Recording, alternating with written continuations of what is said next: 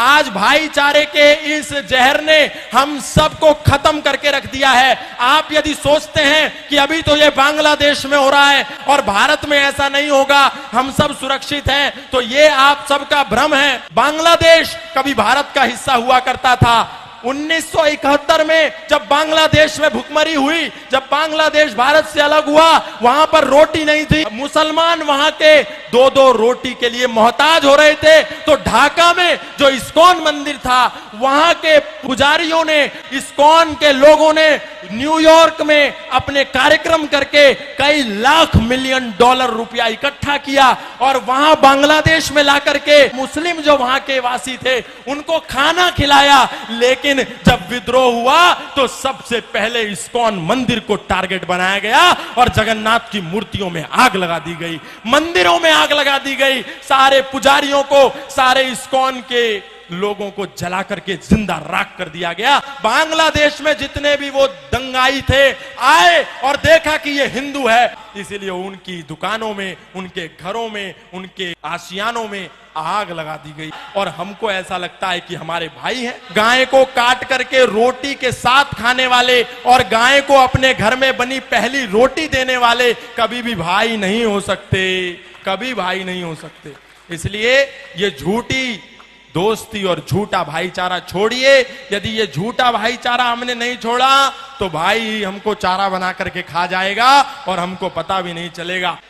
अरे हम ही तो कह रहे हैं सर्वे भवन्तु सुखिनः, सर्वे सन्तु निरामया, सर्वे भद्राणि पश्यन्तु मा कश्चित् दुःख भाग् भवेत्। हमारे मंदिरों से ही तो आवाज आती है, इंद्रम वर्धन्तु अप्तुरः कृण्वन्तो विश्वमार्यम् अपाघ्नन्तो रावणा। लेकिन आपको ऐसा लगता है कि जैसे ये सनातन धर्म के मंच संपूर्ण विश्व के कल्याण की मांग करते हैं, शायद उनकी मस्जिदों से, शायद उनके मदरसों से भी इसी कल्याण की मांग की जाती होगी। क्योंकि आपको समझ में नहीं आता, जो दिन में 5 समय आवाज आती है, ला इलाहा इल्लल्लाह मुहम्मद रसूलुल्लाह अशहदु अल्ला इलाहा इल्लल्लाह हुवा अशहदु अन मुहम्मदन अब्दुहु व रसूलुहु। उसका मतलब क्या है? इसका मतलब है कि इस दुनिया में अल्लाह के सिवा कोई इबादत करने योग्य नहीं है और मोहम्मद के सिवा उसका कोई रसूल नहीं है। इसीलिए यदि हम अल्लाह के सिवा यदि किसी की पूजा करते हैं तो हम काफिर हैं, हम मुशरिक हैं, हम नापाक हैं और हम वाजिबुल कत्ल हैं। यदि कोई दिखे जो अल्लाह के सिवा किसी की इबादत करता हो तो उसका कत्ल कर दो, उसका प्रतिकार करो, उस पर पत्थर बरसाओ। और यही होता है जब मर्यादा पुरुषोत्तम श्री राम की शोभा यात्रा लेकर के हम सड़कों से निकलते हैं तो अचानक से मस्जिदों के ऊपर से पत्थरबारी होने लगती है, ऊपर से कांच की बोतलें फेंक दी जाती हैं। इसका तात्पर्य क्या है? हमको लगता है अचानक कैसे हुआ? अचानक नहीं हुआ, आपको तो दिन में 5 बार चेतावनी दी जा रही थी, आप ही नहीं सुन रहे थे। आपको लगता था कि जो हमारी गीता में लिखा है, कई तो ऐसे भी महाज्ञानी हैं जो कहते हैं जो गीता में लिखा है वही कुरान में लिखा है, वही बाइबल में लिखा है। और यही कहते कहते आज हमारे सनातनियों को 10 राज्यों में अल्पसंख्य कर दिया गया। हमारे दिल्ली से 100 किलोमीटर भी दूर नहीं है नूह और मेवात, वहां लोगों की दुकानों को नाम देख देख करके आग के सुपुर्द कर दिया गया, आग लगा दी गई पूरे मोहल्ले में। और ये आगजनी जो आज बांग्लादेश में हो रही है, ऐसी आगजनी प्रत्येक दिन भारत के कई राज्यों में होती है, लेकिन हम सो रहे हैं। हम जय जय श्री राम, जय जय श्री राधे, जय जय श्री कृष्णा के नारे लगाते हैं, लेकिन कभी नहीं देखते कि मर्यादा पुरुषोत्तम श्री राम ने एक महिला के सम्मान के लिए 7 समुंदर पार जाकर के दुनिया का सबसे बड़ा सेतु बना करके 50 किलोमीटर का सेतु बांध करके उस अत्याचारी, उस पापी को मारा। मतलब ये हम सीखते नहीं, केवल सिया राम जय राम जय जय राम और कहानी खत्म, बस।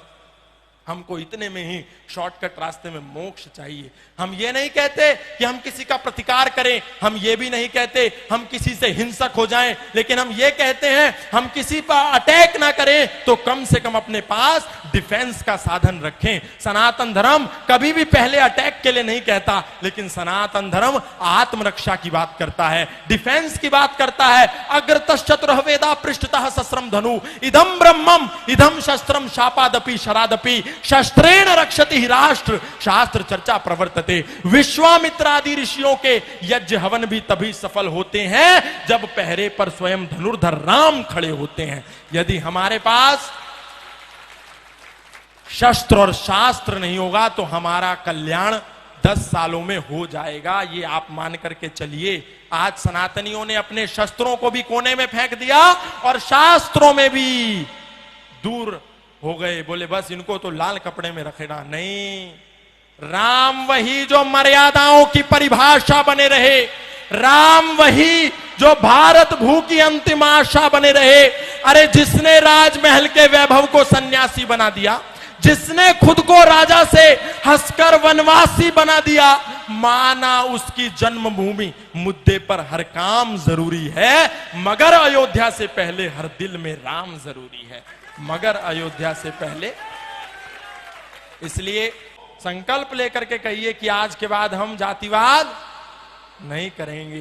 जातिवाद को नहीं छोड़ा तो वही हाल होगा जो बांग्लादेश में हुआ। किसी ने जाकर के नहीं पूछा कि तुम ब्राह्मण हो क्या, तुम जाट हो क्या, तुम गुजर हो क्या, तुम मणिया हो क्या, तुम मारवाड़ी हो क्या, तुम तेली हो क्या, तुम धोबी हो क्या। बांग्लादेश में जितने भी वो दंगाई थे आए और देखा कि ये हिंदू है, फिर वो चाहे जाट था, चाहे गुजर था, चाहे इस्कॉन का था, चाहे आर्यों का था, चाहे राधा स्वामी था, चाहे निरंकारी था, उसने देखा कि ये हिंदू था। इसीलिए उनकी दुकानों में, उनके घरों में, उनके आशियानों में आग लगा दी गई। इसीलिए कुछ दिन के लिए इस जातिवाद के जहर से बाहर निकलिए और एक होकर के सब लोग ओम ध्वज के नीचे आ जाइए। तो एक होकर के ओम ध्वज के नीचे तभी काम बनेगा, क्योंकि वो सब चांद सितारे के नीचे हैं। चाहे बरेलवी हो, चाहे अहमदिया हो, चाहे मोहम्मदी हो, चाहे कुरैशी हो, सब एक हैं, लेकिन हम बटे हुए हैं।